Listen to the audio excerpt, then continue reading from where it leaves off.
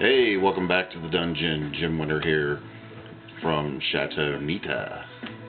And you're seeing this on Thursday. I am seeing this on Sunday after the Cincinnati Bengals trounced the Pittsburgh Steelers with the only touchdown of the game and the rest on field goals.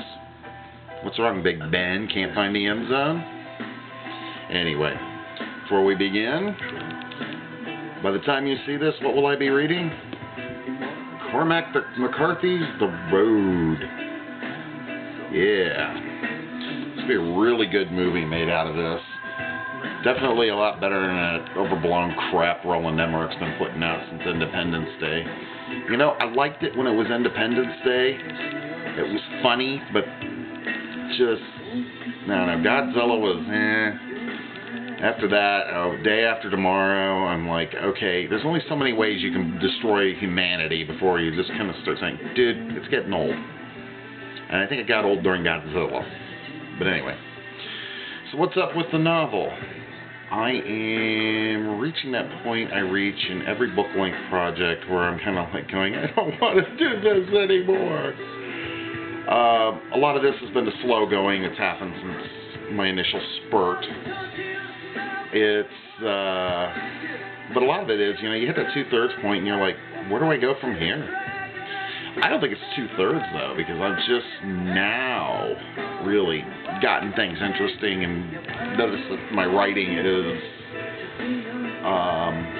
very dialogue heavy as opposed to action heavy or a lot of description. And usually what happens is I start getting into a rush and getting into a fevered pitch. But the problem is now I've set up new situations I didn't outline for, and I'm like, now what do I do? This is going to be a very ugly first draft. That's the way rough drafts usually go. I get spoiled on Road Rules because Road Rules was I kind of knew that it's one of the few times where I saw a big story like that and just said, okay, I have to write it. It made it the perfect NaNoWriMo project.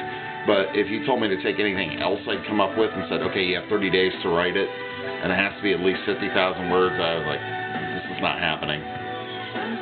And to be honest with you, most of what I've written since then has been a lot more complex. I mean, this is what my agent wants, is something she can go to a publisher and say, this dude can write, and he can make his readers turn pages.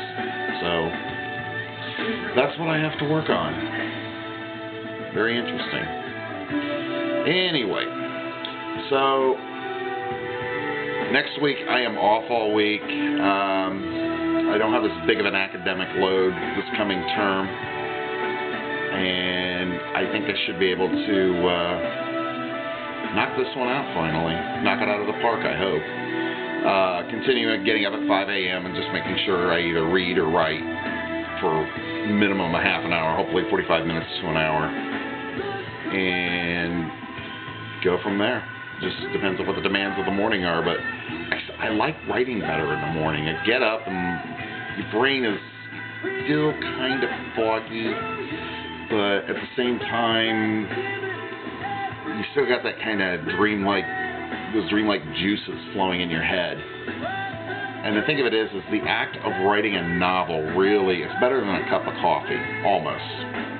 I don't want to commit too much blasphemy here, but yeah, it's almost like a cup of coffee. You have to focus on the story, therefore you have to focus.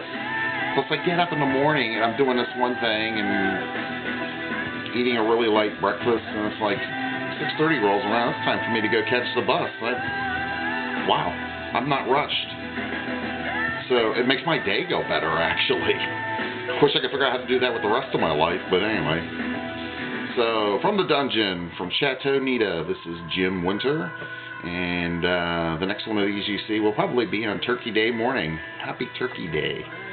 And Bill Cowher, I remember what you said a few years ago.